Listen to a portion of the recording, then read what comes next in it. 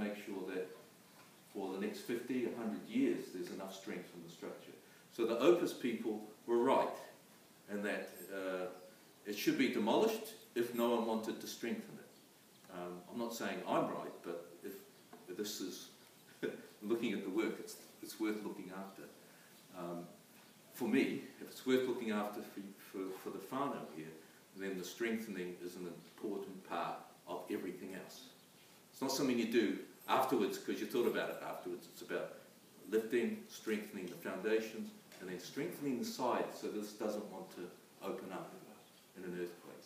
And that's the real risk, is when this shakes, this pole here, which is supporting probably, is there a large piece of tōtara running through there somewhere? Yeah. Yep. No? No? Oh, it's not? No. It's just boxing. Okay, well, somewhere up there's got to be something linking this column with that column there, or stud work, and the stud work up in there. There's got to be something.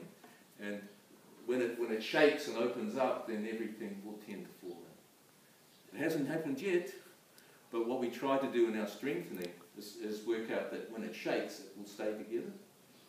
And that may mean, remember the churches you see with the buttress sticking out? Well, we don't have to be like that, but something at the front, something in the middle where this column is, and something at the back. On the outside, so it doesn't interrupt the carvings, and they're important for me and for everyone, on the outside, so that it ties it together. So it doesn't matter what happens with the earthquakes, it's tied on the outside, and then through underneath the floor here, there's a tie beam that goes up the other side. Does that make sense? Yeah. Yeah. And really, that's the only science involved. The rest is hard work, working out funding, working out how it can be done within a time frame that everyone desires. Someone won lotto and gave it all to the group here. I'm sure it could happen very quickly, but that's a dream we all sort of think about and wonder about for our own farmers. So yeah, I'm surprised to see that the windows are at the end here, because sometimes they don't put windows in. The windows will probably be replaced with something that looks the same, but is more weatherproof. Basically the outside cladding, the weatherboards. We're doing a school right at the moment in Gisborne, and they're extending the school higher, and they're getting weatherboards made to match, and they'll be treated timber. So weatherboards and cladding systems and studs, everything that is slightly rotten, we just put another one beside it, leave that one there, and strengthen it. So there's ways of strengthening.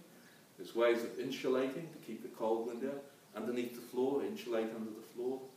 One day when the new roof goes on, insulate the roof. Maybe, depending on how insurance policies work, maybe putting in smart sprinklers that just stick through, not big pipes running in all sorts of directions.